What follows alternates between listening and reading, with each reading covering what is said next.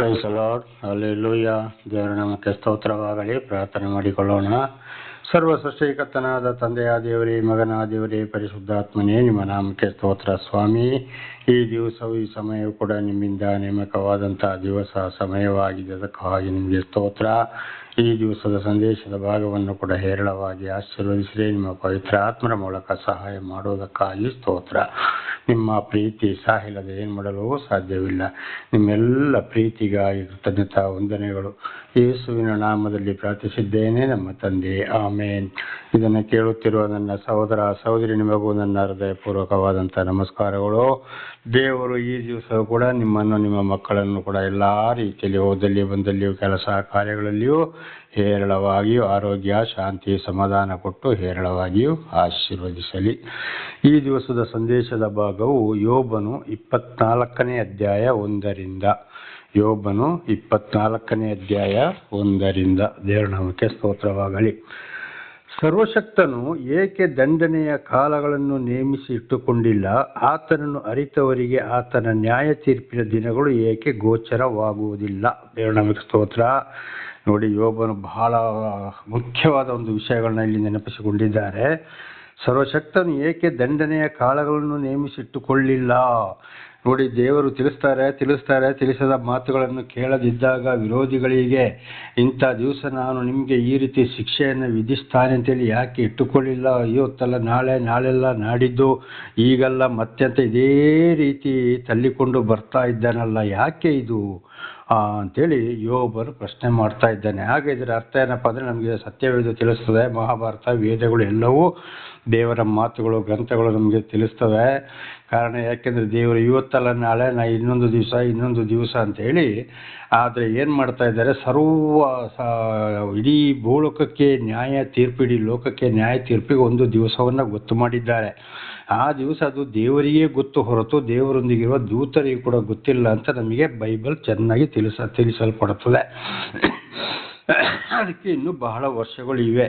ಆದರೆ ಅಲ್ಲಿಯವರೆಗೆ ಜನಗಳಿಗೆ ದೇವರಿಗೆ ಯಾರು ಬೇಕೋ, ಯಾರನ್ನು ಆರಿಸಿಕೊಂಡಿದ್ದಾರೋ ಅವರಿಗೆ ಮಾತ್ರ ಏನು ಮಾಡ್ತಾರೆ, ಇದನ್ನು ತಿಳಿಯಪಡಿಸ್ತಾ ಇದ್ದಾರೆ.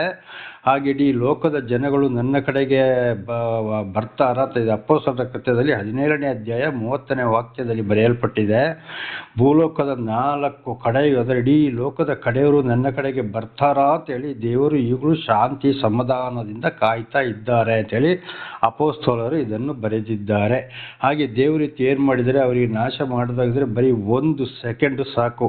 ಇವತ್ತು ಉದಾಹರಣೆಗೆ ಜಲಪ್ರವಾಹ ಬರ್ತದೆ, ಸುನಾಮಿ ಬರ್ತದೆ, ಚಂಡಮಾರುತ ಬರ್ತದೆ, ಬೆಟ್ಟ ಗುಡ್ಡಗಳು ಜರುತ್ತದೆ, ಬೆಂಕಿಯಿಂದ ಸುಟ್ಟು ಹೋಗ್ತದೆ, ನಾನಾ ರೀತಿ. ನೋಡಿ, 1 ಸೆಕೆಂಡಲ್ಲಿ ಗೊತ್ತಾಗದ ಹಾಗೆ ರಾತ್ರಿ ಮಲಗ್ತಾರೆ, ಬೆಳಿಗ್ಗೆ ಏಳೋದೆಲ್ಲ, ಊರಿಗೆ ಏನೇನೋ ಆಗಿರ್ತದೆ. ಇದು ದೇವರಿಗೆ ತಡೆಯಲಾರದ ಕೋಪ.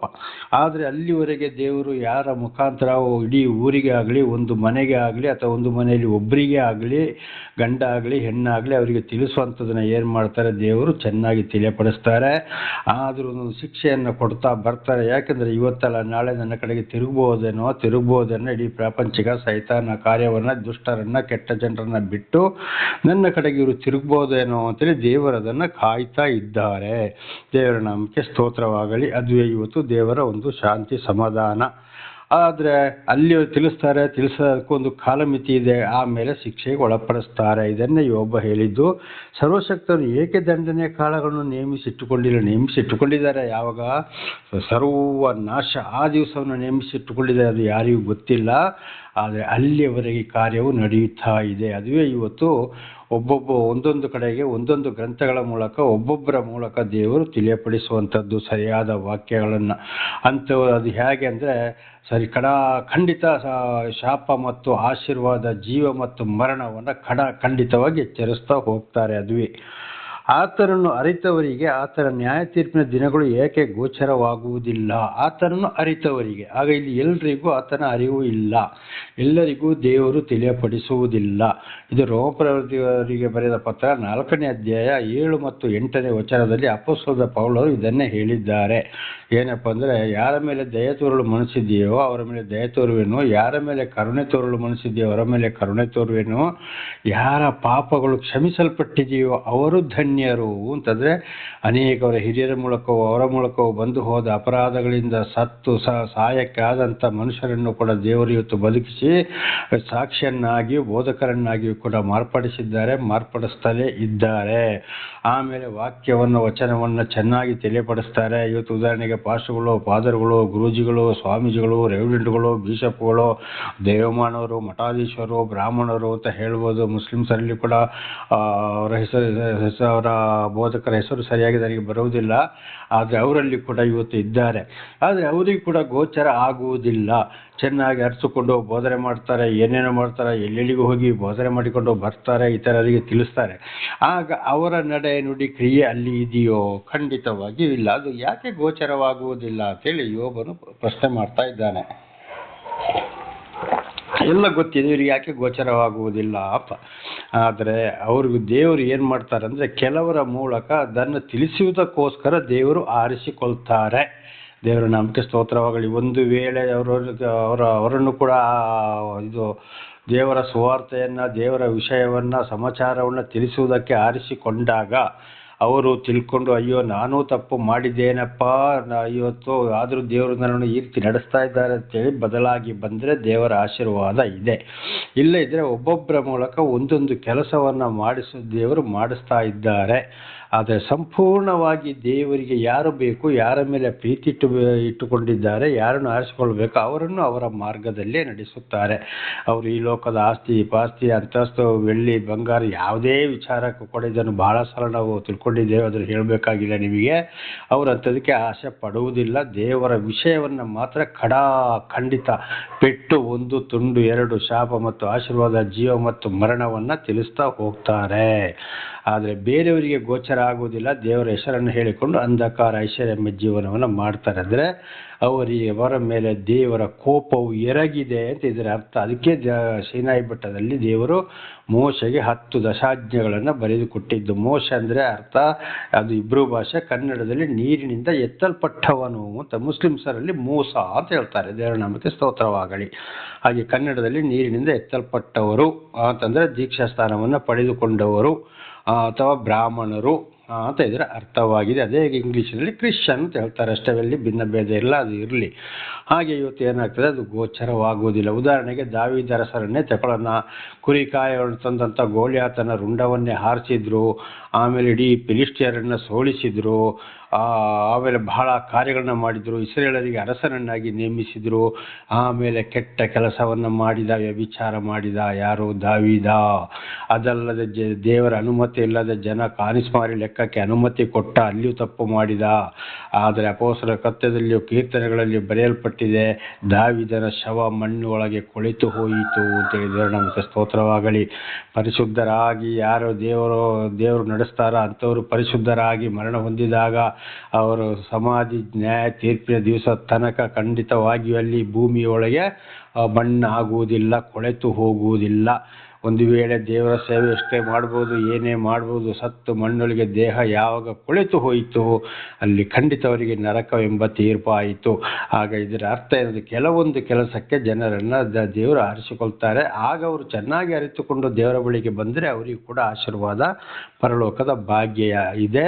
ಇಲ್ಲದ್ರೆ ಖಂಡಿತವಾಗಿ ಅವರಿಗೂ ಅಂಥವರಿಗೂ ನ್ಯಾಯ ತೀರ್ಪು ಆಗಿದೆ. ಅದಕ್ಕೆ ಮತ್ತೆ 2ನೇ ಅಧ್ಯಾಯ 21ನೇ ವಚನದಲ್ಲಿ ಸ್ವಾಮಿ ಸ್ವಾಮಿ ಅನ್ನವರೆಲ್ಲ ಪರಲೋಕ ರಾಜ್ಯಕ್ಕೆ ಸೇರುವುದಿಲ್ಲ. ಪ್ರಾರ್ಥನೆ ಮಾಡಿದವರು, ದಾನ ಧರ್ಮ ಕೊಟ್ಟವರು, ಬೋಧನೆ ಮಾಡಿದವರು, ಹಾಡು ಹೇಳಿದವರು, ಕುಣಿದವರು, ಚರ್ಚು ಕಟ್ಟಿದವರು, ಮಾಡಿದವರು, ಅಂದರೆ ದೊಡ್ಡ ದೊಡ್ಡ ಬಿಲ್ಡಿಂಗ್ ಕಟ್ಟಿದವರು, ಸ್ವಾಮಿ ಸ್ವಾಮಿ ಅನ್ನವರೆಲ್ಲ ಪರಲೋಕ ರಾಜ್ಯಕ್ಕೆ ಹೋಗುವುದಿಲ್ಲ.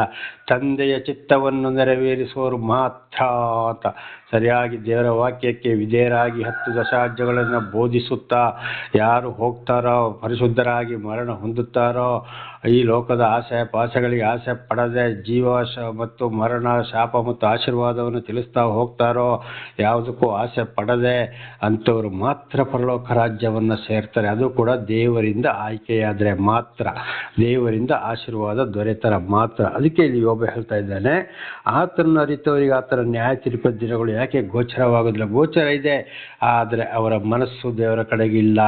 ಅವರ ಮನಸ್ಸು ತಿನ್ನೋದು, ಕುಡಿಯೋದು, ಬದಲಾಗೋದು, ಮನೆ ಮಾಡೋದು, ದೊಡ್ಡ ದೊಡ್ಡ ವಾಹನಗಳು, ದೊಡ್ಡ ದೊಡ್ಡ ಮೊಬೈಲ್ಗಳು, ಅವರ ಮಕ್ಕಳನ್ನ ಬಹಳ ಜೋರಾಗಿ ಇಂಗ್ಲೀಷ್ ಮೀಡಿಯಮ್ಗಳು ಸ್ಕೂಲ್ಗಳಲ್ಲಿ ಆ ಸ್ಕೂಲು ಈ ಸ್ಕೂಲು ಓದಿಸುವುದು, ಅವರನ್ನು ಅಲಂಕಾರ ಮಾಡುವುದು, ಹಾಡು ಹೇಳೋದು, ಕುಣಿಯೋದು, ಡ್ರೆಸ್ ಮಾಡುವುದು, ಇದಿದ್ದರೆ ನಾವು ಪರಲೋಕಕ್ಕೆ ಹೋಗ್ತೀವಿ ಅಂತ ಯೋಚನೆ ಮಾಡಿದ್ದಾರೆ? ಖಂಡಿತವಾಗ್ಲೂ ಇಲ್ಲ. ಒಂದು ಸಮುವೇಲ 16ನೇ ಅಧ್ಯಾಯ 7ನೇ ವಚನದಲ್ಲಿ ನೋಡುವಾಗ ಅವರ ಅಂದ ಚಂದಗಳನ್ನು ನೀನು ನೋಡಬೇಡ, ಅವರನ್ನು ನಾನು ತಳ್ಳಿಬಿಟ್ಟಿದ್ದೇನೆ ಅಂತೇಳಿ ಯಾರು ದೇವರು ಸಮುವೇಲನ ಮುಖಾಂತರ ಹೇಳಿದರು. ಅವರ ಅಂದ ಚಂದಗಳನ್ನು ನೋಡಬೇಡ, ಅವರನ್ನು ನಾನು ತಳ್ಳಿಬಿಟ್ಟಿದ್ದೇನೆ, ನಾನು ಹೃದಯವನ್ನು ಪರೀಕ್ಷಿಸುವ ದೇವರಾಗಿದ್ದೇನೆ ಅಂತ ದೇವರ ನಾಮಕ್ಕೆ ಸ್ತೋತ್ರ. ಅದಕ್ಕೆ ಅಂದ ಚಂದ ಸ್ಟೈಲ್ಗಳನ್ನು ಇವತ್ತು ದೇವರು ನೋಡೋನಲ್ಲ. ಯಾವ ಭಾಷೆಯಲ್ಲಿ ಇವರು ಮಾತನಾಡ್ತಾರೆ, ಎಷ್ಟು ಭಾಷೆಯಲ್ಲಿ ಮಾತಾಡ್ತಾರೆ ಅಂತ ನೋಡೋರಲ್ಲ. ಖಂಡಿತವಾಗಿ ನನ್ನ ವಾಕ್ಯಕ್ಕೆ ಇವರು ವಿಧೇಯರಾಗ್ತಾ ಇದ್ದಾರಾ, ಹೃದಯ ಹೇಗಿದೆ, ಯಾವ ರೀತಿ ಅಂತ. ಅದಕ್ಕೆ ಉದಾಹರಣೆಗೆ ದೇವರು ಕೂಡ ಮನುಷ್ಯನ ಅವತಾರವೆತ್ತಿ ಬಂದು ದಾರಿ ಬದಿಯಲ್ಲಿ ಹುಟ್ಟಿದ್ರು, ಗೋಧಲಿಯಲ್ಲಿ ಮಳಿಸಿಕೊಂಡ್ರು.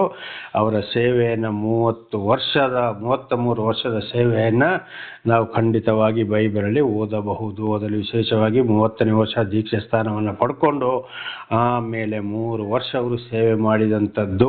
ಟೋಟಲ್ ಅವರ ಬಾಲ್ಯದ ಜೀವನದಿಂದ 33 ವರ್ಷದವರೆಗೆ ಯಾವ ರೀತಿ ಜೀವಿಸಿದ್ರು ಅಂತ. ದೇವರು ಯಾರನ್ನು ಕರೆದಿದ್ದಾರೋ, ಯಾರನ್ನು ನಡೆಸ್ತಾರೋ ಅವರನ್ನು ಅದೇ ಮಾರ್ಗದಲ್ಲಿ ನಡೆಸುತ್ತಾರೆ. ಇದನ್ನು ನೋಡಿ ನಾವು ತಿಳ್ಕೊಳ್ಬೇಕು. ಅಂಥವರಿಗೆ ಮಾತ್ರ ಗೋಚರವಾಗ್ತದೆ ಹೊರತು ಬೇರೆ ಯಾರಿಗೂ ಗೋಚರವಾಗುವುದಿಲ್ಲ. ದೇವರ ನಾಮಕ್ಕೆ ಸ್ತೋತ್ರ. 1 ಪೇತ್ರ 4ನೇ ಅಧ್ಯಾಯ 6ನೇ ವಚನ ಕೂಡ ಇದನ್ನು ಹೇಳ್ತದೆ. ರೋಮಪುರದವರಿಗೆ ಬರೆದ ಪತ್ರ 4ನೇ ಅಧ್ಯಾಯ 7 ಮತ್ತು 8ನೇ ವಚನವು ಕೂಡ ಇದನ್ನು ಹೇಳುತ್ತದೆ. ಉದಾಹರಣೆಗೆ ನಾವು ನೋಡುವಲ್ಲಿ ಇಸಾಕನಿಗೆ ಏಸಾವ ಮತ್ತು ಯಾಕೋಬ 2 ಮಕ್ಕಳು. ಏಸಾವನನ್ನು ತಳ್ಳಿಬಿಟ್ಟು ಯಾಕೋಬನನ್ನು ಮಾತ್ರ ಅಲ್ಲಿ ಆರಿಸಿಕೊಂಡರು. ದೇವರ ನಾಮಕ್ಕೆ ಸ್ತೋತ್ರವಾಗಲಿ, ಹಲ್ಲೆಲೂಯಾ. ಹಾಗೆ ನೋಡಿ ಅಲ್ಲಿ ಏನು ಮಾಡಿದರು, ಬೇಕಾದವ್ರನ್ನು ಮಾತ್ರ ಆರಿಸಿಕೊಳ್ತಾರೆ. ಹಳೆಯ ಒಡಂಬಡಿಕೆಯಲ್ಲಿ ನೋಡುವಾಗ ಅಲ್ಲಿ ಏನಾಯಿತು, ಅಬ್ರಹಾಮನು ಇಸಾಕರನ್ನು ಮಾತ್ರ ಆರಿಸಿಕೊಂಡ್ರು, ಬೇರೆ ಯಾರನ್ನು ಆರಿಸಿಕೊಳ್ಳಲಿಲ್ಲ. ಹಾಗೆ ಇದು ಕೂಡ ನಾವು ಅರ್ಥ ಮಾಡಿಕೊಳ್ಬೇಕು. ಅದಕ್ಕೆ ಆತನು ಅರಿತವರಿಗೆ ಆತನ ನ್ಯಾಯ ತೀರ್ಪಿನ ದಿನಗಳು ಏಕೆ ಗೋಚರವಾಗುವುದಿಲ್ಲ ಅಂತ ಯೋಬ ಹೇಳಿದ್ದು. ದೇವರ ನಂಬಿಕೆ ಸ್ತೋತ್ರ. ಇದನ್ನು ನಾವು ಕೂಡ ಬಹಳ ಚೆನ್ನಾಗಿ ಅರ್ಥ ಮಾಡಿಕೊಳ್ಳಬೇಕಾಗಿದೆ. 2ನೇ ವಚನ 24:2. ಮೇರೆಗಳನ್ನು ಸರಿಸಿಕೊಳ್ಳುವವರುಂಟು, ದನಕುರಿಗಳನ್ನು ಅಪಹರಿಸಿ ಸಾಕಿಕೊಳ್ಳುವವರಿದ್ದಾರೆ. ಆದರೆ ಇವತ್ತು ಮೇರೆ ಅಂದರೆ ಒಬ್ಬರ ಆಸ್ತಿ ಪಾಸ್ತಿ ಏನು ಮಾಡ್ತಾರೆ, ಇವತ್ತು ಕಲ್ಲು ಹಾಕ್ತಾರೆ. ಹಿರಿಯರು ಅಥವಾ ಸರ್ಕಾರದವರು ಕಲ್ಲು ಹಾಕ್ಬೋದು. ಒಬ್ಬೊಬ್ರು ಏನು ಮಾಡ್ತಾರೆ, ಆ ಕಲ್ಲನ್ನು ತೆಗೆದು ಇನ್ನೊಂದು ಕಡೆಗೆ ಸ್ವಲ್ಪ ದೂರ ಹಾಕ್ತಾರೆ, ಇನ್ನೂ ಸ್ವಲ್ಪ ಜಾಗ ನನಗೆ ಬರಲಿ ಅಂತೇಳಿ. ಇದು ಕೂಡ ಇವತ್ತು ಮಾಡ್ತಾರೆ. ಇದು ಕೂಡ ಒಂದು ದೊಡ್ಡ ಶಾಪ. ಇಂಥದಕ್ಕೆ ಕೂಡ ಇವತ್ತು ದೇವರನ್ನು ಅರಿತವರು ಈ ಕೆಲಸವನ್ನು ಕೂಡ ಮಾಡ್ತಾರೆ. ಇದು ಕೂಡ ಜ್ಞಾನವತಿ ಗ್ರಂಥದಲ್ಲಿ ಜ್ಞಾನಿ ಸೊಲೊಮೋನನ ಮುಖಾಂತರ ಹೇಳಿದ್ದಾರೆ. ಈ ರೀತಿ ಮೇರೆ ಉತ್ತರ ಆಗುವವರಿಗೂ ಕೂಡ ದೇವರಿಂದ ಶಾಪ ಎಂಬುದಾಗಿ. ಆದರೆ ಇವತ್ತು ದೇವರನ್ನು ಅರಿತವರು ಕೂಡ ಈ ಕೆಲಸವನ್ನು ಎಷ್ಟೋ ಮಾಡಿದ್ದಾರೆ, ಮಾಡ್ತಲೇ ಇದ್ದಾರೆ. ಆಗ ಖಂಡಿತವಾಗಿ ಇವರಿಗೆ ದೇವರ ಒಂದು ಜ್ಞಾತಿ ದಿವಸ ಗೋಚರ ಇದೆಯೋ? ಇಲ್ಲ. ನರಕವೆಂಬ ತೀರ್ಪಾಗಿದೆ. ಇನ್ನೊಬ್ಬರ ಆಸ್ತಿ ಪಾಸ್ತಿ ಬೆಳ್ಳಿ ಬಂಗಾರಕ್ಕಾಗಿ ಆಸೆ ಪಡುವಂಥದ್ದು, ಹೊಟ್ಟೆಕಿಚ್ಚು ಪಡುವಂಥದ್ದು, ಕೆಲಸ ಮಾಡಿಸಿದವರಿಗೆ ಸರಿಯಾಗಿ ಸಂಬಳ ಕೊಡದಿರುವಂಥದ್ದು, ಸಂಬಳ ತಗೊಂಡು ಸರಿಯಾಗಿ ಕೆಲಸ ಮಾಡದಿರುವಂಥದ್ದು, ಬ್ರೋಕರ್ ಕೆಲಸ ಮಾಡುವಂಥದ್ದು, ಅನ್ಯಾಯ ಮಾಡುವಂಥದ್ದು, ರಿಯಲ್ ಎಸ್ಟೇಟ್ ಮಾಡುವಂಥದ್ದು, ಸಾಲ ಮೂಲ ಕೊಡಿಸಿ ಕಮಿಷನ್ ತಗೊಳ್ಳುವಂಥದ್ದು, ಲಂಚ ತಗೊಳ್ಳುವಂಥದ್ದು, ಅದುವೇ 10 ದಶಾಜ್ಞೆಗಳಿಗೆ ವಿರುದ್ಧವಾಗಿ ನಡೆಯುವವರು. ಖಂಡಿತವಾಗಿ ದನ ಕುರಿಗಳನ್ನು ಅಪಹರಿಸಿ ಸಾಕಿಕೊಳ್ಳುವವರಾಗಿದ್ದಾರೆ. ನೋಡಿ, ಇನ್ನೊಬ್ಬರ ದನ ಕುರಿಗಳನ್ನು ಕೂಡ ಅಯ್ಯೋ ಅವನಿಗೆ ಅಷ್ಟು ದನಗಳಿವೆ, ಕುರಿಗಳಿವೆ ಅಂತೇಳಿ ಅವ್ರ ಹತ್ರ ಬೇಕಾದರೆ ಸಾಲ ಮೂಲ ಕೊಡುವಂಥದ್ದು, ಇಲ್ಲದಿದ್ದರೆ ಕದ್ದು ತಗೊಂಡೋಗಿ ಸಾಕಿಕೊಳ್ಳುವಂಥದ್ದು, ಜಗಳ ಮಾಡಿ ಕಿತ್ತುಕೊಳ್ಳುವಂಥದ್ದು, ನಾನಾ ರೀತಿಯಲ್ಲಿ ಇಂಥವ್ರು ಕೂಡ ಇವತ್ತು ದೇವರನ್ನ ಅರಿತವರು ಈ ಕೆಲಸ ದೇವರ ಅರಿಯದವರು ಕೂಡ ಮಾಡ್ತಾರೆ. ಅದು ಅವ್ರಿಗೆ ಗೊತ್ತಿಲ್ಲದವರು ಮಾಡ್ತಾ ಇದ್ದಾರೆ. ದೇವರು ಸರಿಯಾಗಿ ದೇವರನ್ನು ಅರಿತವರು ಕೂಡ ಈ ಕೆಲಸವನ್ನು ಇವತ್ತು ಮಾಡ್ತಾರೆ. ಆಗ ಖಂಡಿತವಾಗಿ ಇವರಿಗೆ ಪರಲೋಕ ಯೋಚನೆ ಇದೆಯಾ? ಇವರಿಗೆ ದೇವರ ವಿಷಯ ಗೋಚರವಾಗಿದೆಯಾ? ಗೊತ್ತಿದೆ, ಆದರೂ ಈ ಕೆಲಸವನ್ನು ಮಾಡ್ತಾ ಇದ್ದರಿಂದ ನ್ಯಾಯ ತೀರ್ಪು ಅವರಿಗೆ ಆಗಿ ಹೋಗಿದೆ ಅಂತ ಇದರ ಅರ್ಥ. 3ನೇ ವಚನ. ಅನಾಥರ ಕತ್ತೆಯನ್ನು ಹೊಡೆದುಕೊಂಡು ಹೋಗುತ್ತಾರೆ. ಅನಾಥರ ಕತ್ತೆ, ಒಬ್ಬರಿಗೆ ತಂದೆ ತಾಯಿ ಯಾರೂ ಇರೋದಿಲ್ಲ, ಬಂಧು ಬಳಗ ಯಾರೂ ಇರೋದಿಲ್ಲ. ಅವರಿಗೆ ಅವರೊಂದು ಪ್ರಾಣಿಗಳು ಇರ್ಬೋದು, ದನ ಇರ್ಬೋದು, ಕುರಿ ಇರ್ಬೋದು, ಕತ್ತೆ ಇರ್ಬೋದು, ಅಂತನ್ನು ಕೂಡ ಜೋರು ಮಾಡಿ ಸ್ವಲ್ಪ ಬೇಕಾದರೆ ಅವರಿಗೆ ಕಷ್ಟ ಬಂದಾಗ ಸ್ವಲ್ಪ ಹಣವನ್ನು ಕೊಡ್ಬೋದು. ಆಮೇಲೆ ಅದಕ್ಕೆ ಬಡ್ಡಿಗೆ ಬಡ್ಡಿ ಏರಿಸಿಬಿಟ್ಟು ಕೊಟ್ಟಿಲ್ಲ ಮಾಡಿಲ್ಲ ಅಂತೇಳಿ ಆಸ್ತಿ ಪಾಸ್ತಿ ಎಲ್ಲ ಪ್ರಾಣಿಗಳನ್ನು ಕೂಡ ವಶಪಡಿಸಿಕೊಳ್ತಾರೆ. ಇದು ಕೂಡ ಶಾಪವಾಗಿ ಮಾರಲ್ಪಡುತ್ತದೆ. ದೇವರ ನಂಬಿಕೆ ಸ್ತೋತ್ರವಾಗಲಿ. ಆಗ ಕೊಟ್ಟಿದ್ದನ್ನ ಮಾತ್ರ ನಾವಲ್ಲಿ ತಗೊಳ್ಬೇಕು. ಒಂದು ವೇಳೆ ಕೊಡಕ್ಕೆ ಆಗದೆ ಹೋದರೆ ನಮ್ಮಲ್ಲಿ ಇವತ್ತು ಧಾರಾಳವಾಗಿ ದೇವರು ಕೊಟ್ಟಿದ್ದಿದ್ರೆ ಅಥವಾ ಸಾಧಾರಣವಾಗಿದ್ದರೆ ಬಹಳ ಅನಾಥರು, ಬಡ ಬಗ್ಗರು, ನಿರ್ಗತಿಯವರು ಕೇಳಿಕೊಂಡ್ರೆ ಕೊಡೋಕ್ಕಾಗದಿದ್ದರೆ ಅವ್ರನ್ನ ಪರಿಶೋಧಿಸಿ ನಾವು ಅಂಥದನ್ನೇ ಬಿಟ್ಟು ಬಿಡಬೇಕು. ಅವರಲ್ಲಿ ಸಂತೋಷ ಇರಬೇಕು. ಅವರಿಗಾಗಿ ನಾವು ದೇವರಲ್ಲಿ ಮತ್ತು ಪ್ರಾರ್ಥಿಸಿದಾಗ ದೇವರು ಅಂಥವ್ರ ಮಕ್ಕಳನ್ನು ಕೂಡ ಹೇರಳವಾಗಿ ಆಶೀರ್ವದಿಸ್ತಾರೆ. ಇಲ್ಲದ್ರೆ ಅವನಿಗೆ ಯಾರು ಹೇಳೋರು ಕೇಳೋರು ಇಲ್ಲ ಅಂತೇಳಿ ಎಲ್ಲ ಕಿತ್ತು ತಿನ್ನೋರಾದರೆ ಖಂಡಿತ ಶಾಪವನ್ನು ಹೊಂದಿಕೊಳ್ತಾರೆ. ಆ ಮಕ್ಕಳಿಗೂ ಕೂಡ ಶಾಪ ಬರ್ತದೆ. ಅದೇ ವಿಮೋಚನಕಾಂಡ 20ನೇ ಅಧ್ಯಾಯ 5 ಮತ್ತು 6, ವಿಮೋಚನಕಾಂಡ 34:7 ಹೆತ್ತ ತಂದೆಯ ದೋಷಫಲ 3-4 ಮಕ್ಕಳ ತಲೆಮಾರಿಗೆ. ಕೀರ್ತನೆ 109 ತಾಯಿಯ ಪಾಪ ಅಳಿದು ಹೋಗದಿರಲಿ. ಇದು ಕೂಡ ಗ್ರಂಥಗಳಲ್ಲಿ ಬರೆಯಲ್ಪಟ್ಟಿವೆ. ಮಹಾಭಾರತದಲ್ಲಿ ಶ್ರೀಕೃಷ್ಣ ಪರಮಾತ್ಮನು ಇದನ್ನು ಹೇಳಿದ್ದಾರೆ. ಕುರಾನಲ್ಲಿ ಕೂಡ ಇದುವೇ ಬರೆಯಲ್ಪಟ್ಟಿವೆ. ಹಾಗೆ ಬಹಳ ಎಚ್ಚರವಾಗಿರಬೇಕು. ಅನಾಥರಿಗೆ ವಿಧವೆಯ ಎತ್ತನ್ನು ಒತ್ತೆಯಾಗಿ ತೆಗೆದುಕೊಳ್ಳುತ್ತಾರೆ. ವಿಧವೆ ಅಂದರೆ ಏನಾಗ್ತಾರೆ ಅಲ್ಲಿ, ಅವ್ರಿಗೆ ಗಂಡ ಇರೋದಿಲ್ಲ ಅಥವಾ ಮಕ್ಕಳು ಇರೋದಿಲ್ಲ ಅಥವಾ ಮಕ್ಕಳು ಸಣ್ಣ ಪಣ್ಣ ಮಕ್ಕಳಾಗಿರ್ಬೋದು. ಅವರು ಕೂಡ ಏನಾದರೂ ಕಷ್ಟ ಸಂಕಟ ದುಃಖಗಳಿಗೆ ಏನಾದರೂ ಬಂದಾಗ ಸಾಲ ಮಾಡಿಕೊಂಡ್ರೆ ಅವರ ಎತ್ತುಗಳನ್ನು ಪ್ರಾಣಿಗಳನ್ನು ಕೂಡ ಇವತ್ತು ಏನು ಮಾಡ್ತಾರೆ, ದೇವರನ್ನು ಅರಿಯದವರಿಲ್ಲ, ದೇವರನ್ನು ಅರಿತುಕೊಂಡವರೇ ಈ ರೀತಿ ಅದನ್ನು ಹೊಡ್ಕೊಂಡು ಬರ್ತಾರೆ. ಅಯ್ಯೋ ನನ್ನ ಸಾಲ ಕೊಡೋದಿಲ್ಲಪ್ಪ ಅಥವಾ ನನಗೆ ಬಡ್ಡಿ ಕೊಡೋದಿಲ್ಲ, ಅಷ್ಟಾಯಿತು ಇಷ್ಟಾಯಿತು ಅಂತೇಳಿ ಇದು ಕೂಡ ದೇವರ ಶಾಪಕ್ಕೆ ಗುರಿಯಾಗ್ತದೆ, ದೇವರ ಕೋಪಕ್ಕೆ ಗುರಿಯಾಗ್ತದೆ. ದೇವರನ್ನ ಅರಿತುಕೊಂಡವರು ಯಾವತ್ತೇ ಗ್ರಂಥ ಇರಲಿ, ಹಿಂದೂ ಇರಲಿ, ಮುಸ್ಲಿಂ ಇರ್ಬೋದು, ಕ್ರಿಶ್ಚಿಯನ್ ಇರ್ಬೋದು, ಜೈನ ಇರ್ಬೋದು, ಬುದ್ಧ ಇರ್ಬೋದು, ಇದೆಲ್ಲ ಒಂದು ಹೆಸರು ಮಾತ್ರ. ಒಂದೇ ಒಂದು ಅದೇ ಮಾನವರು, ದೇವರ ಸರ್ವವು ದೇವರ ಸೃಷ್ಟಿಯಾಗಿದ್ದೇವೆ ನಾವು. ದೇವರ ನಾಮಕ್ಕೆ ಸ್ತೋತ್ರವಾಗಲಿ.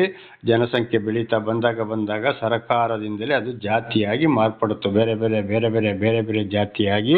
ಆದರೆ ನಾವೆಲ್ಲರೂ ಒಂದೇ ತಂದೆ ತಾಯಿಯ ಮಕ್ಕಳೆಂಬುದಾಗಿ ನಮಗೆ ಸ್ಪಷ್ಟವಾಗಿ ಸತ್ಯವೇದ ತಿಳಿಸಲ್ಪಡುತ್ತದೆ. ಭವಿಷ್ಯತ್ ಪುರಾಣ ಭಾಗ 2ರಲ್ಲಿ ಕೂಡ ನಮ್ಮ ಹಿಂದೂ ಸಂಸ್ಕೃತಿಯಲ್ಲಿ ಕೂಡ ಇದನ್ನೇ ತಿಳಿಸಲ್ಪಡುತ್ತದೆ. ದೇವರ ನಾಮಕ್ಕೆ ಸ್ತೋತ್ರ. ಕುರಾನ್ ಕೂಡ ನಮಗೆ ಇದೇ ತಿಳಿಸಲ್ಪಡುತ್ತದೆ. ಹಾಗಿರುವಾಗ ಇಂಥ ಬಡ ಬಗ್ಗರದು ಕೂಡ ಏನು ಮಾಡ್ತಾರೆ, ದೇವರನ್ನು ಅರಿತವರೇ ಈ ರೀತಿ ಅನ್ಯಾಯ ಮಾಡ್ತಾರೆ. ಆಗ ಖಂಡಿತವಾಗಿ ಇವರಿಗೆ ದೇವರ ನ್ಯಾಯ ತೀರ್ಪಿನ ದಿವಸ ಗೋಚರೆಯಾಗಿದೆಯೋ ಇಲ್ಲ, ಅವರಿಗೆ ಮತ್ತು ತಿಳಿಸ್ತಾ ಮುಂದಿಡುವುದು. ಯಾಕೆಂದರೆ ಇನ್ನಾದರೂ ನನ್ನ ಬಳಿಗೆ ತಡವಾಗಿ ಆದರೂ ಬಂದರೋ ಏನೋ ಅಂತೇಳಿ. ಅದಕ್ಕೆ ಅಪೊಸ್ತಲರ ಕೃತ್ಯ 17ನೇ ಅಧ್ಯಾಯ 30ನೇ ವಚನದಲ್ಲಿ ನಾವು ಹಿಂದೆ ತಿಳ್ಕೊಂಡಾಗ ಅಲ್ಲಿ ಹೇಳಿರೋದು, ತಡವಾಗಿ ಆದರೂ ನನ್ನನ್ನು ಕಂಡುಕೊಂಡಾರೋ ಏನೋ ಅಂತ. ಅದಕ್ಕೆ ಆಗಿ ದೇವರು ಕಾಯ್ತಾ ಇದ್ದಾರೆ. ದೇವರ ನಾಮಕ್ಕೆ ಸ್ತೋತ್ರವಾಗಲಿ. ಹಾಲೆಲೂಯ. 4ನೇ ವಚನ, ದಿಕ್ಕಿಲ್ಲದವರನ್ನು ದಾರಿ ತಪ್ಪಿಸುತ್ತಾರೆ. ದಿಕ್ಕಿಲ್ಲದವರನ್ನ ಅಂದರೆ ಅವರಿಗೆ ಯಾವುದು ಏನು ಗೊತ್ತಿರೋದಿಲ್ಲ, ಹೇಳೋರು ಕೇಳೋರು ಬುದ್ಧಿವಂತರು ನ್ಯಾಯವಂತರು ಅಥವಾ ಅವರು ವಿದ್ಯಾವಂತರಾಗಿರೋದಿಲ್ಲ. ಅಂಥವ್ರನ್ನ ಏನು ಮಾಡ್ತಾರೆ, ಇಲ್ಲ ಸಲ್ಲದನ್ನ ಹೇಳಿ ಅವ್ರ ಕೈಯಿಂದ ಸಾಲ ತಗೊಂಡು ಕಡೆಗೆ ಕೊಡೋದೆ, ಅವರಿಗೆ ಹೊಡೆಯೋದು ಬಡಿಯೋದು ಗದರಿಸೋದು, ಅವರು ಇಲ್ಲದಿರುವಂಥ ಎಲ್ಲವನ್ನ ಹೇಳಿ, ಇಲ್ಲದ್ರೆ ಆ ಕೆಲಸ ಮಾಡಿಸ್ಕೊಡ್ತೀನಿ ಈ ಕೆಲಸ ಮಾಡಿಸ್ಕೊಡ್ತೀನಿ, ಅಷ್ಟು ಕೊಡಬೇಕು ಇಷ್ಟು ಕೊಡಬೇಕು ಅಂತ ಹೇಳಿ ಅವರು ಮೊದಲೇ ದಿಕ್ಕಿಲ್ಲದವರು ನಿರ್ಗತಿಗರು. ಅಂಥವ್ರನ್ನು ಕೂಡ ಹಾಗೆ ಹೀಗೆ ಇಲ್ಲದ ಕಾನೂನು ಸಬ್ಬು ಹೇಳಿ ಇವತ್ತು ದಾರಿ ತಪ್ಪಿಸ್ತಾರೆ.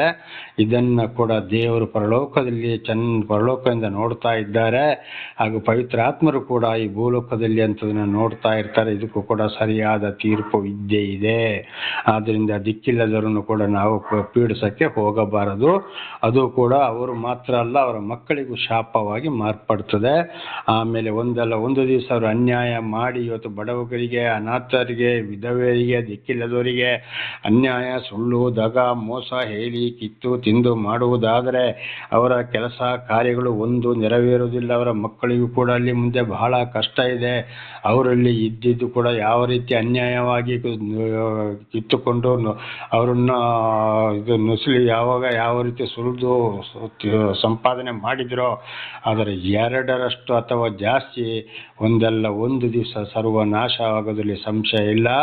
ಇದು ನನ್ನ ದೇವರನ್ನು ಅರಿತುಕೊಂಡ ಮೇಲೆ ನನ್ನ ಕಣ್ಣಾರೆ ಕಂಡಿದ್ದೇನೆ, ತಿಳ್ಕೊಂಡಿದ್ದೇನೆ. ಈಗಲೂ ಕೂಡ ಅದೇ ನಡೀತಾ ಇರುವುದನ್ನು ಕಾಣ್ತಾ ಇದ್ದೇನೆ. ಅದರಿಂದ ಬಹಳ ಎಚ್ಚರವಾಗಿರಬೇಕು. ದೇವರ ನಮಗೆ ಸ್ತೋತ್ರ. ನಾಡಿನ ಬಡವರು ಒಟ್ಟಾಗಿ ಅಡಗಿಕೊಳ್ಳುತ್ತಾರೆ. ನಾಡಿನ ಬಡವರು ಒಟ್ಟಾಗಿ ಅಡಗಿಕೊಳ್ತಾರೆ. ನೋಡಿ, ಒಂದೊಂದು ಐಶ್ವರ್ಯವಂತರು ಇಬ್ಬರ ಇಡೀ ಒಂದೊಂದು ಊರಲ್ಲಿ ಇಂಥವ್ರು ಇದ್ದರೆ ಬಡ ಬಗ್ಗರಿಗೆ ಅವರ ಮುಂದೆ ನಿಲ್ಲಕ್ಕಾಗೋದಿಲ್ಲ. ಏನು ಮಾಡ್ತಾರೋ ಏನೋ ಅಂತೇಳಿ ಅವರು ಕೂಡ ಅಡಗಿ ಕೂತ್ಕೊಳ್ತಾರೆ. ಹೊಡಿತಾರೆ, ಬಡಿತಾರೆ, ಓಡಿಸ್ತಾರೆ, ಹೆಂಡತಿಗೆ ಹೊಡಿತಾರೆ, ಮಕ್ಕಳಿಗೆ ಹೊಡಿತಾರೆ ಅಂತ ಕಷ್ಟದಲ್ಲಿ ಅವರು ಬದುಕಿಕೊಳ್ಬೇಕಾಗ್ತದೆ. ಆಗ ಖಂಡಿತವಾಗಿಂತ ಸೂರೆ ಮಾಡೋರನ್ನು ದೇವರು ಬಿಡೋದೇ ಇಲ್ಲ. ಒಂದಲ್ಲ ಒಂದು ರೀತಿಯಲ್ಲಿ ಬಹಳ ಶಿಕ್ಷೆಗೊಳಪಡಿಸಿಬಿಡ್ತಾನೆ. ಎಷ್ಟೇ ಸಂಪಾದನೆ ಮಾಡು, ಏನೇ ಮಾಡು ಅಂತೇಳಿ. ಉದಾಹರಣೆ ಒಂದು ಸಾಕ್ಷಿ ಕೊಡ್ತೇನೆ. ಕರ್ನಾಟಕ ರಾಜ್ಯದ ಒಂದು ತಾಲೂಕಿನ ಒಂದು ಜಿಲ್ಲೆಯ ಒಂದು ತಾಲೂಕಿನ ಒಂದು ಗ್ರಾಮದಲ್ಲಿ ಒಬ್ಬ ಮನುಷ್ಯ, ಅವನಿಗೆ 2-3 ಗಂಡು ಮಕ್ಕಳು. ಅದೀಗ ಸರಿ ನೋಡಿಲ್ಲ, ನಾನು ಕಣ್ಣಾರೆ ಕಂಡಿದ್ದೇನೆ, ಈಗ ಅದು ಮರೆತು ಹೋಗಿದ್ದೇನೆ, ಬಹಳಷ್ಟು ವರ್ಷಗಳ ಹಿಂದೆ. ಅವ್ರು ಏನು ಮಾಡಿದ್ರು, ಅವರು ಬಲಾಢ್ಯರು, ತಂದೆ ಮಕ್ಕಳು ಎಲ್ಲ. ಅವರ ಮುಂದೆ ಊರವರೇ, ಅಲ್ಲಿ ಯಾರು ಇರಲಿಲ್ಲ. ಹಾಗೆ ಅಲ್ಲಿ ಏನಾಯಿತು, ಇವರು ಇದ್ದ ಬದ್ದವರದ್ದು ಎಲ್ಲ ಈ ಪಂಪ್ ಸೆಟ್ಗಳು, ಮೋಟ್ರುಗಳು, ಇದನ್ನು ತೀರಾ ಕದಿಯೋದು, ಇನ್ನೊಬ್ಬರಿಗೆ ದುಡ್ಡು ಕೊಡೋದು, ಬಡ್ಡಿ ಕೊಡೋದು, ಎಚ್ಚರಿಸೋದು, ಇಂಥವ್ರು ಕೂಡ ಬಹಳ ಆಗಿ ಹೋಗಿದೆ. ಕಡೆಗೆ ಅಲ್ಲಿ ಏನಾಯಿತು, ಅವನ ಹೆಂಡತಿಗೆ ಒಂದು ಕ್ಯಾನ್ಸರ್ ಕಾಯಿಲೆ ಬಂತು. ಆ ಕ್ಯಾನ್ಸರ್ ಕಾಯಿಲೆಗಾಗಿ ಇಡೀ ಮಾಯ ಮಂತ್ರ, ಜ್ಯೋತಿಷ, ಮಠಾಧೀಶ್ವರ ಹತ್ರ, ಬಹಳ ದೇವರುಗಳ ಹತ್ರ ಎಲ್ಲ ಹೋದ, ಗುಣ ಆಗಲಿಲ್ಲ. ಕಡೆಗೆ ಬೇಕಾದಷ್ಟು ಹೆಂಡತಿಗೆ ಬಂಗಾರಗಳನ್ನ, ಆಭರಣಗಳನ್ನು ಕೂಡ ಮಾಡಿದ್ದ. ಕಡೆಗೆ ಕೈಲಿದ್ದ ಹಣ ಖರ್ಚಾಗಿ ಆಭರಣ ಕೂಡ ಅಡವಿಟ್ಟ, ಅದು ಕೂಡ ಖಾಲಿಯಾಯಿತು. ಆಮೇಲೆ ಹೆಂಡತಿ ಸತ್ತು ಹೋದಳು. ಏನಾಯಿತು, ದುಡ್ಡು ಹೋಯಿತು, ಗಳಿಸಿದಂಥ ಇದು ಬಂಗಾರ ಕೂಡ ಹೋಯಿತು. ಆಮೇಲೆ ಈ ಮನುಷ್ಯನಿಗೂ ಬಂತು.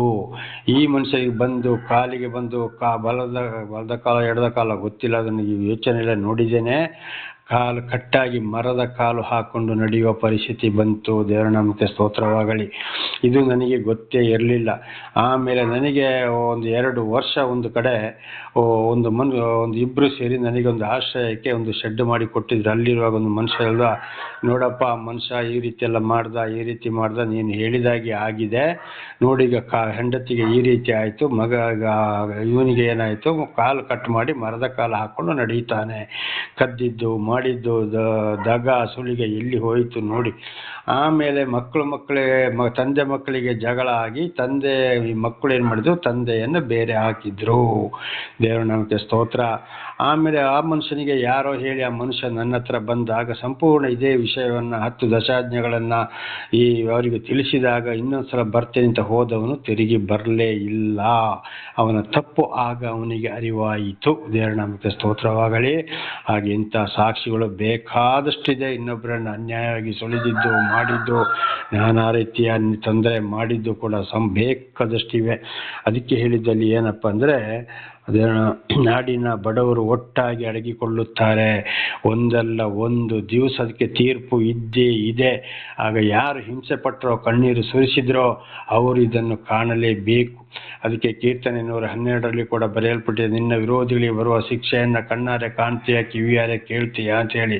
ಆವಾಗ ಬೇರೆಯವರು ಹೇಳ್ತಾರೆ, ನೋಡು, ಒಂದು ಸಮಯದಲ್ಲಿ ಹೀಗಿದ್ದ, ಹಾಗೆ ಹೀಗೆ ಮಾಡ್ದ, ಯಾವ ರೀತಿ ಮೆರೆದ, ಇವತ್ತು ಅವನ ಪರಿಸ್ಥಿತಿ ಎಲ್ಲಿಗೆ ಬಂದು ಹೋಯಿತು ಅಂತೇಳಿ ಬೇರೆಯವರು ತಲೆಯಾಡಿಸಿಕೊಂಡು ಮಾತನಾಡ್ತಾರೆ ಅಂತ ಹೇಳುವಂಥದ್ದು ಸತ್ಯವೇದದಲ್ಲಿ ಕೂಡ ಇದು ಸ್ಪಷ್ಟವಾಗಿ ಬರೆಯಲ್ಪಟ್ಟಿದೆ.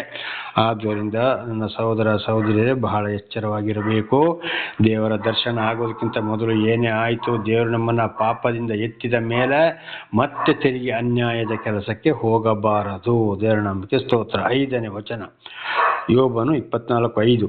ಇಗೋ, ಅಡವಿಯಲ್ಲಿ ಕಾಡು ಕತ್ತೆಗಳು ಹೇಗೋ ಹಾಗೆ ಇವರು ತಮ್ಮ ತಮ್ಮ ಹೊಟ್ಟೆಪಾಡಿಗಾಗಿ ಹೊರಟು ಕೂಳನ್ನು ಆತುರವಾಗಿ ಹುಡುಕುವರು. ಅರಣ್ಯವೇ ಇವರ ಮಕ್ಕಳಿಗಾಗಿ ಕೂಳನ್ನು ಒದಗಿಸುವುದು. ದೇವರ ನಂಬಿಕೆ ಸ್ತೋತ್ರವಾಗಲಿ. ಯಾರಿಗೆ? ಈ ಬಡವರಿಗೆ. ನಾನಾ ರೀತಿ ಕಷ್ಟ, ಸಂಕಟ, ದುಃಖಗಳು ಈ ಐಶ್ವರ್ಯವಂತರ ಮಧ್ಯದಲ್ಲಿ ಇಂಥ ಎಲ್ಲ ಐಶ್ವರ್ಯವಂತರಲ್ಲ, ಒಬ್ಬೊಬ್ಬರು ಇಂಥ ದುಷ್ಟರ ಮಧ್ಯದಲ್ಲಿ ಜೀವಿಸೋದು ಕಷ್ಟ ಆಗ್ತದೆ. ಹಾಗೆ ಇವತ್ತು ಅಡವಿಯಲ್ಲಿದ್ದ ಕಾಡು ಕತ್ತೆಗಳು ನಮಗೆ ಎಲ್ಲಿ ತಿನ್ನಕ್ಕೆ ಸಿಗ್ತದಪ್ಪ, ಎಲ್ಲಿ ನೀರು ಹೋಗೋ ಸಿಗ್ತದೋ ಅಂತೇಳಿ ಹುಡುಕಿಕೊಂಡು ಹೋಗ್ತವೆ. ಆದರೆ ಕಾಡೆಯವರಿಗೆ ಬೇಕಾದಂಥ ಆಹಾರವನ್ನು, ಹಣ್ಣು ಹಂಪಳು, ನೀರನ್ನು ಒದಗಿಸಿಕೊಡ್ತದೆ. ದೇವರ ನಾಮಕ್ಕೆ ಸ್ತೋತ್ರ. ಹಾಗೆ ಯಾರು ಇವತ್ತು ಕಷ್ಟ, ಸಂಕಟ, ದುಃಖಗಳಿಗೆ ನಿರ್ಗತಿಯರು, ವಿಧವೆಯರು, ಅನಾಥರು ಇಂಥ ಒಂದು ದುಷ್ಟರ ಮಧ್ಯದಲ್ಲಿ ಗುರಿಯಾಗ್ತಾರೋ, ಖಂಡಿತವಾಗಿ ಅವರು ಏನೇ ಆದರೂ ದೇವರದನ್ನು ಎಲ್ಲವನ್ನ ಪರಲೋಕದಿಂದ ನೋಡ್ತಾ ಇರ್ತಾರೆ. ಈ ಭೂಲೋಕದಲ್ಲಿ ಪವಿತ್ರಾತ್ಮರ ಮೂಲಕ ಅವರಿಗೆ ಬೇಕಾದ ಅನ್ನ, ಆಹಾರ, ನೀರನ್ನು ಕೊಟ್ಟೇ ಕೊಡ್ತಾರೆ. ಖಂಡಿತವಾಗಿ ದೇವರು ತಳ್ಳಿ ಬಿಡುವುದಿಲ್ಲ ಅಂತ ಇದರ ಅರ್ಥವಾಗಿದೆ. ಹಾಗೆ ಇವತ್ತು ಎಂಥ ಕಷ್ಟ ಸಂಕಟ ದುಃಖದಲ್ಲಿ ಆದರೂ ಕೂಡ ಇವತ್ತು 3 ಹೊತ್ತು ತಿನ್ನುವಲ್ಲಿಗೆ 1 ಹೊತ್ತು ಅಥವಾ 2 ಹೊತ್ತು ಹೋಗಲಿ 1 ಹೊತ್ತನ್ನಾದರೂ ದೇವರು ಒದಗಿಸಿ ಕೊಡುವವರಾಗಿದ್ದಾರೆ. ದೇವರು ಅವರಿಗೆ ಯಾವುದೇ ಕಾರಣಕ್ಕೂ ಕಷ್ಟ ಸಂಕಟ ದುಃಖಗಳಿಗೆ ಗುರಿಯಾದವರನ್ನ ದೇವರು ಹಾಗೆ ಬಿಡೋರಲ್ಲ. ದೇವರ ನಂಬಿಕೆ ಸ್ತೋತ್ರ. ಇದು ಕೂಡ ನನ್ನ ಜೀವಿತದಲ್ಲಿ ನೆರವೇರಿ ಹೋಗಿದೆ. ಕಂಡಿದ್ದೇನೆ, ಈಗಲೂ ಕಾಣುತ್ತಲೇ ಇದ್ದೇನೆ. ದೇವರ ಉಪಕಾರಗಳಿಗಾಗಿ ದೇವರಿಗೆ ಸ್ತೋತ್ರವಾಗಲಿ. 6ನೇ ವಚನ. ತಮ್ಮ ಹೊಟ್ಟೆಗಾಗಿ ಬಯಲಿನಲ್ಲಿ ಸೊಪ್ಪು ಸೌದೆಯನ್ನು ಕಾಯ್ದುಕೊಳ್ಳುವರು, ದುಷ್ಟನ ದ್ರಾಕ್ಷಿ ತೋಟದಲ್ಲಿ ಹಕ್ಕಲಾಯುವರು. ಅವ್ರು ಏನು ಮಾಡ್ತಾರೆ ಅಂತ ನೋಡಿ, ಹೊಟ್ಟೆಗಾಗಿ ಬಯಲಿನಲ್ಲಿ ಏನಾದರೂ ನಮಗೆ ಸೊಪ್ಪು ಸಿಗ್ತದೋ ಅಥವಾ ಅಡುಗೆ ಮಾಡೋಕ್ಕೆ ಸೌದೆ ಸಿಗ್ತದೋ, ಇದನ್ನೆಲ್ಲ ದೇವರ ಟೈಮಲ್ಲಿ ಅವರಿಗೆ ಬೇಕಾದ ಸೊಪ್ಪು ಸೌದೆಯನ್ನು ಹಣ್ಣು ಹಂಪಲನ್ನು ಕೂಡ ಇಂಥ ಬಡವರಿಗೆ ದೇವರು ಕೊಟ್ಟೇ ಕೊಡುತ್ತಾರೆ. ದುಷ್ಟನ ದ್ರಾಕ್ಷಿ ತೋಟದಲ್ಲಿ ಹಕ್ಕಲಾಯುವರು. ಇವರಿಗೆ ಏನು ಇಲ್ಲ, ಕೊಡೋದಿಲ್ಲ, ಬಿಡೋದಿಲ್ಲ, ಕೂಲಿ ಕೆಲಸ ಮಾಡ್ಕೊಳ್ತಾರೆ, ಸರಿಯಾದ ಸಂಬಳ ಕೊಡೋದಿಲ್ಲ, ಅಲ್ಲಿ ಸ್ವಲ್ಪ ಸ್ವಲ್ಪ ಕೊಟ್ಟು ಹೊಡೆಯೋದು ಬಡಿಯೋದು ಎದುರಿಸೋದು ಮಾಡ್ತಾರೆ. ಆದರೆ ಅಂತಲ್ಲಿ ಹೋಗ್ಕೊಂಡು ಆಯ್ದು ತಿನ್ನುವಂಥ ಪರಿಸ್ಥಿತಿ ಕೂಡ ಬರ್ತದೆ. ದೇವರ ನಾಮಕ್ಕೆ ಸ್ತೋತ್ರವಾಗಲಿ. ಹಾಗೆ ನಾವು ಹಿಂದೆ ರೂತಳ ವಿಷಯದಲ್ಲಿ ಕೂಡ ಅದನ್ನೇ ನೋಡಬಹುದು. ನವಮಿ ಮತ್ತು ರೂತಳು ವಾಪಸ್ಸು ಜೆರುಸಲೇಮಿಗೆ ಬಂದ ಮೇಲೆ ಏನು ಮಾಡಿದ್ರು, ಬೋವಜನ ಹೊಳದಲ್ಲಿ ಹೋಗಿ ಹಕ್ಕಲಾದಲು. ಅದು ದೇವರವರಿಗೆ ಊಟಕ್ಕೆ ಕೊಟ್ಟಂತ ಒಂದು ಅವಸ್ಥೆವಾಗಿದೆ, ದೇವರು ಸಹಾಯ ಮಾಡಿದಂಥದ್ದಾಗಿದೆ. ಹಾಗೆ ಇವತ್ತು ಯಾರು ಕಷ್ಟ ಸಂಕಟ ದುಃಖಗಳಿಗೆ ಗುರಿಯಾಗ್ತಾರೋ, ಈ ರೀತಿ ಅನ್ಯಾಯ ಮಾಡೋರ ಮಧ್ಯೆ ಅವರಿಗೂ ಕೂಡ ದೇವರು ಏನು ಮಾಡ್ತಾರೆ, ಬೇಕಾದ ವಸ್ತುವನ್ನ ಅಲ್ಪ ಸ್ವಲ್ಪವಾದರೂ ದೇವರು ಒದಗಿಸಿ ಕೊಟ್ಟೇ ಕೊಡವರಾಗಿದ್ದಾರೆ. ದೇವರ ನಾಮಕ್ಕೆ ಸ್ತೋತ್ರವಾಗಲಿ. ಹಲ್ಲೆಲೂಯ. ಹಾಗೆ 7ನೇ ವಚನ. ಹೊದಿಯುವುದಕ್ಕಿಲ್ಲದೆ ಬೆತ್ತಲೆಯಾಗಿ ರಾತ್ರಿಯನ್ನು ಕಳೆಯುವರು, ಚಳಿಗಾಲದಲ್ಲಿಯೂ ಅವರಿಗೆ ಬಟ್ಟೆ ಇಲ್ಲ. ನೋಡಿ, ಅವರಿಗೆ ಹೊದಿಲಿಕ್ಕಿಲ್ಲ, ಅವರಿಗೆ ಹಾಕಲಿಕ್ಕೆ ಬಟ್ಟೆ ಇಲ್ಲ, ಅಲ್ಲಿ ಬೆಡ್ಸ್ ಇಲ್ಲ, ಚಳಿಗಾಲದಲ್ಲಿ ಅವರಿಗೆ ಬಟ್ಟೆ ಇಲ್ಲ. ನೋಡಿ ಯಾವ ಒಂದು ಪರಿಸ್ಥಿತಿ. ಯಾಕೆಂದರೆ ಕೆಲಸ ಮಾಡಬೇಕು, ಹಣ ಕೊಡೋದಿಲ್ಲ, ಕೆಲಸ ಮಾಡಿಸಿದವರು ಆದಷ್ಟು ಕಿತ್ಕೊಳ್ತಾರೆ. ಇದೇ ರೀತಿಯಲ್ಲಿ ಅವರಿಗೆ ಬಟ್ಟೆ ಇಲ್ಲ, ಒದೆಯಕ್ಕಿಲ್ಲ, ಚಳಿಗಾಲದಲ್ಲಿ ಕೂಡ ಬಟ್ಟೆ ಇಲ್ಲ. ಈ ಪರಿಸ್ಥಿತಿಗೆ ಬರ್ತಾರೆ.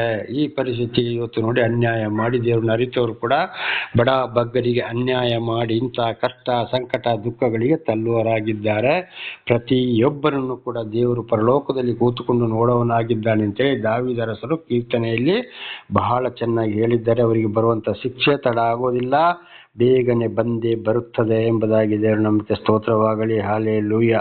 ಹಾಗೆ ಇವತ್ತು ನಾನು ಇರುವಂಥ ಊರಿನಲ್ಲಿ ಕೂಡ ಒಂದು ಮನುಷ್ಯ ಇದ್ದಾನೆ. ಇವರಿಗೆ ಸಾಲ ಕೊಡೋದು, ಕಷ್ಟ ಸಂಕಟಗಳಿಗೆ ಅಲ್ಪ ಸ್ವಲ್ಪ ಸಹಾಯ ಮಾಡೋದು, ಕಡೆಗೆ ಒಂದಕ್ಕೆ ಅದು ಎಷ್ಟೋ ಪಟ್ಟಲ್ಲಿ ಹೆಚ್ಚಿಸೋದು, ಇನ್ನೂ ಅಷ್ಟು ಕೊಡಬೇಕು ಇಷ್ಟು ಕೊಡಬೇಕು ಅಂತ ಹೇಳ್ತಾನೆ. ಬೆಳಗಾಗೋದರ ಒಳಗೆ ಅವರ ಮನೆ ಬಾಗಿಲಿಗೆ ಹೋಗಿ ಕರೆಯೋನಾಗಿದ್ದಾನೆ.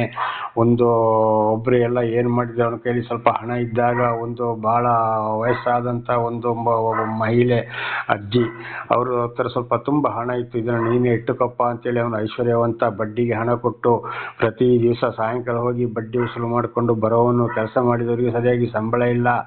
ಅವರು ಕೊಟ್ಟಿದ್ದನ್ನು ಆಮೇಲೆ ಒಂದ್ಸಲ ಏನೋ ಸ್ವಲ್ಪ ತಗೊಂಡ್ರು, ಆಮೇಲೆ ಕೇಳಕ್ಕೆ ಹೋದಾಗ ಇಲ್ಲ, ಅದನ್ನು ನೀನು ಅವತ್ತೇ ಕೇಳ್ಕೊಂಡಿದ್ದೀಯಾ, ಎಲ್ಲ ತಗೊಂಡಿದ್ದೀಯಾ ಅಂತೇಳಿ ಬಹಳ ಮೆರೀತಾ ಇದ್ದಾನೆ. ಕಡೆಗೆ ಯಾವಾಗ ಏನಾಗ್ತಾನಂತ ಗೊತ್ತಿಲ್ಲ. ದೇವರ ನಂಬಿಕೆ ಸ್ತೋತ್ರವಾಗಲಿ. ಹಾಗೆ ರೀತಿ ದೇವರನ್ನ ಅರಿತವರು ಇಂಥ ಕೆಲಸಗಳಿಗೆಲ್ಲ ಹೋಗಬಾರದು. ಹಾಗೆ ಬಡವರಿಗೆ ನೋಡಿ, ಹೊದಿಯುವುದಕ್ಕಿಲ್ಲದ ಬೆತ್ತಲೆಯಾಗಿ ರಾತ್ರಿಯನ್ನು ಕಳೆಯುವರು, ಚಳಿಗಾಲದಲ್ಲಿ ಅವರಿಗೆ ಬಟ್ಟೆ ಇಲ್ಲ. ಇಂಥ ಪರಿಸ್ಥಿತಿ ಕೂಡ ಮಾಡ್ತಾರೆ ಜನಗಳು, ದುಷ್ಟರು. ದೇವರನ್ನು ಅರಿತವರೇ. ಅದಕ್ಕೆ ಯೋಬ ಹೇಳಿದ್ದು, ಆತನನ್ನು ಅರಿತವರಿಗೆ ಆತನ ನ್ಯಾಯ ತೀರ್ಪಿನ ದಿನಗಳು ಯಾಕೆ ಗೋಚರವಾಗುವುದಿಲ್ಲ? ಸರ್ವಶಕ್ತನು ದಂಡನೆ ಕಾಲಗಳನ್ನು ನೇಮಿಸಿ ಇಟ್ಟುಕೊಂಡಿಲ್ಲ. ಆದರೆ ಒಂದು ದಿವಸ ಇದೆ, ಅಲ್ಲಿವರೆಗೆ ದೇವರು ಕಾಯ್ತಾ ಇರ್ತಾನೆ. ಸಂಪೂರ್ಣ ಇನ್ನೊಬ್ಬರಿಗೆ ಅನ್ಯಾಯ ದಗ ಮೋಸ ಮಾಡಿದ್ದು ಅದರ 2ರಷ್ಟು ಸಂಪೂರ್ಣ ಸರ್ವ ನಾಶವಾಗಿ ಹೋಗ್ತದೆ. ಯಾವುದಾದ್ರೂ ಒಂದು ರೀತಿಯಲ್ಲಿ ಗಂಡ ಸರಿ ಇಲ್ಲ, ಇಲ್ಲದ್ರೆ ಹೆಂಡತಿ ಸರಿ ಇಲ್ಲ, ಇಲ್ಲದ್ರೆ ಮಕ್ಕಳು ಸರಿ ಇಲ್ಲ, ಆಸ್ಪತ್ರೆಗಳಿಗೋ ನಾನಾ ರೀತಿ ಕೇಸು ಕೋರ್ಟು ಕಚೇರಿಗಳೋ ಆಕ್ಸಿಡೆಂಟ್ಗಳಿಗೋ ಮಕ್ಕಳಿಗೆ ಕೆಟ್ಟ ಬುದ್ಧಿಯೋ ಏನು ಆಗ್ತದೆ ಅಂತ ಗೊತ್ತಿಲ್ಲ. ಅಕಸ್ಮಾತ್ ಅವರು ಹೀಗೆ ಮಾಡಿದ್ದೀನಲ್ಲ, ಅವರ ಹೃದಯ ಮನಸ್ಸಾಕ್ಷಿ ದೇವರಿಂದ ದೂರ ಹೋಗಿರೋದ್ರಿಂದ ಕಡೆಗೆ ಎಲ್ಲವನ್ನ ತಗೊಂಡೋಗಿ ಆಸ್ಪತ್ರೆ ಕೂಡ ಹಾಕುವಂಥ ಪರಿಸ್ಥಿತಿ. ಆಗ ಅಲ್ಲಿ ಏನು ಮಾಡೋಕ್ಕಾಗೋದಿಲ್ಲ. ಇದು ಆಗಿದೆ ದೇವರಿಂದ ಬರುವಂಥ ಶಿಕ್ಷೆ. ದೇವರ ನಾಮಕ್ಕೆ ಸ್ತೋತ್ರ. ಆದ್ದರಿಂದ ದೇವರನ್ನು ಅರಿತವರು ದೇವರ ವಾಕ್ಯಕ್ಕನುಸಾರವಾಗಿ ನ್ಯಾಯಕ್ಕೆ ಸರಿಯಾಗಿ ನಡೆದುಕೊಳ್ಳಬೇಕು. 8ನೇ ವಚನ. ಮಲೆನಾಡಿನ ದೊಡ್ಡ ಮಳೆಯಿಂದ ನೆನೆದು ಹೋಗಿ ಮರೆ ಇಲ್ಲದೆ ಬಂಡೆಯನ್ನು ಅಪ್ಪಿಕೊಳ್ಳುವರು. ನೋಡಿ, ಅಂಥವ್ರಿಗೆ ಏನಾಗ್ತದೆ, ಅಲ್ಲಿ ಮನೆ ಮಠ ಕೂಡ ಯಾವುದು ಇರೋದಿಲ್ಲ. ಆ ಮಲೆನಾಡಿನಲ್ಲಿ ದೊಡ್ಡ ಮನೆ ಕೂಡ ಬಿದ್ದು ಹೋಗ್ತದೆ. ಬಂಡೆ ಒಳಗಡೆ ಹೋಗಿ ಅಪ್ಪಿಕೊಳ್ತಾರೆ, ಅಯ್ಯೋ ನೀರು ಬರ ಇದ್ರೆ ಸಾಕಪ್ಪ ಅಂತೇಳಿ ದೇವ್ರ ನಮಗೆ ಸ್ತೋತ್ರ. ಇದು ಕೂಡ ಇವತ್ತು ನೋಡ್ತೀವಿ ನಾವು. ನೋಡಿ ಈಗ ದೊಡ್ಡ ಒಂದೊಂದ್ಸಲ ಮಳೆಗಾಲದಲ್ಲಿ ದೊಡ್ಡ ಪ್ರವಾಹ ಬರ್ತದೆ. ಎಂತೆಂಥ ಮನೆ ಕಟ್ಟಿದವರು ಏನೇನೋ ಒಡೆದು ಹೋಗಿ ಈ ಕಡೆ ಗಂಜಿ ಕೇಂದ್ರದಲ್ಲಿ ಅಂತೇಳಿ ಎಲ್ಲೆಲ್ಲಿ ಒಂದೊಂದು ಸ್ಕೂಲ್ಗಳಲ್ಲಿ ಕೂಡ ಈ ಸರ್ಕಾರದವರ ಮುಖಾಂತರ ದೇವರವರಿಗೆ ಒಂದೇ ಆಶ್ರಯವನ್ನ ಕೊಡ್ತಾರೆ. ಅವರ ಮನೆ ಮಠಗಳು ಎಲ್ಲಿ ಹೋಯಿತು? ಇದೆಲ್ಲ ಈ ರೀತಿಯಲ್ಲಿ ಕೂಡ ಮಾಡ್ತಾರೆ. ಅಂದ್ರೆ ಬಡವರಿಗೆ ಇಷ್ಟು ಕಷ್ಟವನ್ನ ಕೊಡ್ತಾರೆ ಅಂತ ಇದರ ಅರ್ಥ. ಬಹಳ ಎಚ್ಚರದಿಂದಿರಬೇಕು. ತಂದೆ ಇಲ್ಲದ ಮಗುವನ್ನು ತಾಯಿಯ ಮೊಲೆಯಿಂದ ಕಿತ್ತು ಬಡವರಿಂದ ಒತ್ತೆ ತೆಗೆದುಕೊಳ್ಳುವವರಿದ್ದಾರೆ. ದೇವರ ನಾಮಕ್ಕೆ ಸ್ತೋತ್ರವಾಗಲಿ. ಹಲ್ಲೆಲೂಯಾ. ಇದು ಕೂಡ ಮಾಡ್ತಾರೆ ನೋಡಿ. ಯೋಬನ ಅದನ್ನು ಕೂಡ ಹೇಳಿದ್ದಾನೆ. ಇವು ತಂದೆ ಇಲ್ಲದ ಮಗು, ತಾಯಿಗೆ ಅಲ್ಲಿ ಆ ಮಕ್ಕಳನ್ನ ಸಾಕಕ್ಕಾಗೋದಿಲ್ಲ ಅಥವಾ ಬಹಳ ಕಷ್ಟ ಸಂಕಟ ದುಃಖದಲ್ಲಿ ಇರ್ಬೋದು. ಕಡೆಗೆ ಮಗುವನ್ನು ಒತ್ತೆ ತಗೊಳ್ಳೋದು. ಅಯ್ಯೋ ನಿನಗೆ ತಿಂಗಳಿಗೆ ಎಷ್ಟು, ವರ್ಷಕ್ಕೆ ಎಷ್ಟು ಅಂತೇಳಿ ಸಣ್ಣ ಮಕ್ಕಳು, ಅವರಿಗೆ ಅಷ್ಟು ವಯಸ್ಸು ಇಷ್ಟು ವಯಸ್ಸು, ಅವ್ರನ್ನ ಸ್ಕೂಲಿಗೆ ಕಳಿಸ್ಬೇಕು. ಅವರಿಗೊಂದು ನಮಗೆ ದೇವರು ಚೆನ್ನಾಗಿ ಕೊಟ್ಟಿದ್ದಾನೆ, ಊಟ ಕೊಡಬೇಕು, ಬಟ್ಟೆ ಕೊಡಬೇಕು, ಅವರಿಗೆ ವಿದ್ಯಾಭ್ಯಾಸಕ್ಕೆ ಸಹಾಯ ಮಾಡೋಣ. ದೇವರು ಇದ್ದಾರೆ, ನಮಗೆ ಸಹಾಯ ಮಾಡ್ತಾರೆ. ನಮ್ಮ ಮಕ್ಕಳನ್ನು ಆದರೂ ದೇವರು ಒಳ್ಳೇದು ಮಾಡ್ತಾರೆ ಅಂತ ಯೋಚನೆ ಬರೋದಿಲ್ಲ. ಬದಲಾಗಿ ತಂದೆ ಇಲ್ಲ, ತಾಯಿ ಬಹಳ ಕಷ್ಟ ಸಂಕಟದಲ್ಲಿ ಮಕ್ಕಳನ್ನ ಸಾಕೋದು. ಅಂತ ಮಕ್ಕಳನ್ನ ಕೆಲಸ ಮಾಡೋಕ್ಕಾದ್ರೆ ಸಾಕು, ಒಂದಿಷ್ಟು ದುಡ್ಡು ಕೊಟ್ಟು ತಗೊಂಡೋಗಿ ಒತ್ತೆ ಇಟ್ಟುಕೊಳ್ಳೋದು. ಕಡೆಗೆ ಅಲ್ಲಿ ಆ ಮಕ್ಕಳಿಗೆ ಕೂಡ ಸರಿಯಾದ ಊಟ ಇಲ್ಲ, ಬಟ್ಟೆ ಇಲ್ಲ, ಆರೋಗ್ಯಕ್ಕೆಲ್ಲ ಹೊಡೆಯೋದು ಬಡಿಯೋದು, ಬೇಗನೆ ಏಳಿಸೋದು, ಸಾಯಂಕಾಲ ಎಷ್ಟೋ ಹೊತ್ತಿಗೆ ಮಲಗೋದು, ಅಲ್ಲಿವರೆಗೆ ಕಣ್ಣೀರು, ಈ ರೀತಿಯಲ್ಲಿ ಒತ್ತೆ ಇಟ್ಟುಕೊಳ್ಳುವವರಾಗಿದ್ದಾರೆ. ಇದಕ್ಕೂ ಕೂಡ ಧರ್ಮೋಪದೇಶಕಾಂಡದಲ್ಲಿ ಕೂಡ ಇಂಥವರಿಗೆ ಕೂಡ ಬಹಳ ಶಿಕ್ಷೆ ಬರ್ತದೆ ಅಂತೇಳಿ ಖಂಡಿತವಾಗಿಯೂ ದೇವರ ವಾಕ್ಯದಲ್ಲಿ ಬರೆಯಲ್ಪಟ್ಟಿದೆ. ಇದಕ್ಕೂ ಒಂದು ಸಾಕ್ಷಿ ಕೊಡ್ತೀನಿ ನನ್ನ ಸಹೋದರ ಸಹೋದರಿ. ಈ ಸಾಕ್ಷಿಯನ್ನು ನಾಳೆ ತಿಳಿಸ್ತೇನೆ. ದೇವರ ನಾಮಕ್ಕೆ ಸ್ತೋತ್ರವಾಗಲಿ. ಪ್ರಾರ್ಥನೆ ಮಾಡಿಕೊಳ್ಳೋಣ. ಸರ್ವ ಸೃಷ್ಟಿಕರ್ತನ ತಂದೆಯ ದೇವರೇ, ಮಗನ ದೇವರೇ, ಪರಿಶುದ್ಧಾತ್ಮನೇ, ನಿಮ್ಮ ನಾಮಕ್ಕೆ ಸ್ತೋತ್ರವಾಗಲಿ ಸ್ವಾಮಿ. ಇವತ್ತಿನ ಸಂದೇಶವನ್ನು ನನ್ನ ಸಹೋದರ ಸಹೋದರಿಗೆ ನೀವು ತಿಳಿಸಲು ಆಶೀರ್ವಾದ ಮಾಡಿದಕ್ಕಾಗಿ ಸ್ತೋತ್ರ. ಇದನ್ನು ಚೆನ್ನಾಗಿ ಅರ್ಥ ಮಾಡಿಕೊಂಡು ಅವರು ತಿಳಿದುಕೊಂಡು ನಿಮ್ಮ ವಾಕ್ಯಕ್ಕೆ ವಿಧೇಯರಾಗಿ ಜೀವಿಸಿ ಅವರ ಮಕ್ಕಳನ್ನು ಅದೇ ಮಾರ್ಗದಲ್ಲಿ ನಡೆಸಿ ಅವರೆಲ್ಲರೂ ನಿಮ್ಮಿಂದ ಆಶೀರ್ವಾದವನ್ನು ಹೊಂದಿ ಇತರರಿಗೆ ಸಾಕ್ಷಿಗಳಾಗುವಂತೆ ಮಾರ್ಪಡಿಸಿರಿ. ನಿಮ್ಮ ಪ್ರೀತಿ ಸಹಾಯ ಇಲ್ಲದೆ ಏನೂ ಆಗಲು ಸಾಧ್ಯವಿಲ್ಲ. ಆದರೆ ನಾನು ಕೂಡ ಹೆಚ್ಚೆಚ್ಚಾಗಿ ತಿಳಿದುಕೊಳ್ಳುವಂತೆ ನೀವು ಮಾಡಿದಕ್ಕಾಗಿ, ಮಾಡ್ತಾ ಇರೋದಕ್ಕಾಗಿ ಸ್ತೋತ್ರ. ನನ್ನ ಮೂಲಕ ನನ್ನ ಸಹೋದರ ಸಹೋದರನ್ನು ಎಚ್ಚರಿಸ್ತಾ ಇದ್ದೀರಿ. ಒಂದು ವೇಳೆ ತಪ್ಪಿ ಹೋಗಿದ್ದರೆ ಅವರನ್ನು ಕ್ಷಮಿಸಿರಿ. ಸರಿಯಾದ ಜ್ಞಾನವನ್ನು ಕೊಟ್ಟು ನೀವು ಪವಿತ್ರಾತ್ಮರ ಮೂಲಕ ಅವರನ್ನು ನಡೆಸಿರಿ ಸ್ವಾಮಿ. ಅವರೆಲ್ಲರೂ ನಿಮ್ಮ ಸಾಕ್ಷಿಗಳಾಗುವಂತೆ ಮಾರ್ಪಡಿಸಿರಿ. ಹಾಗೆ ಮಾಡುವುದಕ್ಕಾಗಿ ಸ್ತೋತ್ರ. ಯೇಸುವಿನ ನಾಮದಲ್ಲಿ ಪ್ರಾರ್ಥಿಸಿದ್ದೇನೆ ನಮ್ಮ ತಂದೆ, ಆಮೇನ್. ಇದನ್ನು ಕೇಳುತ್ತಿರುವ ನನ್ನ ಸಹೋದರ ಸಹೋದರಿ, ನಿಮಗೂ ನನ್ನ ಹೃದಯಪೂರ್ವಕವಾದಂಥ ಧನ್ಯವಾದಗಳು. ದೇವರು ನಿಮಗೆ ವಿಶೇಷವಾದ ಜ್ಞಾನವನ್ನು ಕೊಟ್ಟು ವಾಕ್ಯವನ್ನು ಚೆನ್ನಾಗಿ ಅರ್ಥ ಮಾಡಿಕೊಂಡು ವಿಧೇಯರಾಗಿ ಜೀವಿಸಿ ದೇವರ ಪ್ರೀತಿಯಲ್ಲಿ ಭಾಗವಹಿಸಿ ಹೆಚ್ಚಾಗಿ ದೇವರ ಆಶೀರ್ವಾದವನ್ನು ಪಡೆದು ದೇವರ ಸಾಕ್ಷಿಯಾಗಿ ಜೀವಿಸಲಿ, ಆಶೀರ್ವದಿಸಲೆಂದು ದೇವರಲ್ಲಿ ಪ್ರಾರ್ಥಿಸುವನಾಗಿದ್ದೇನೆ. ಯೇಸುವಿನ ನಾಮದಲ್ಲಿ ತಂದೆ, ಆಮೇನ್.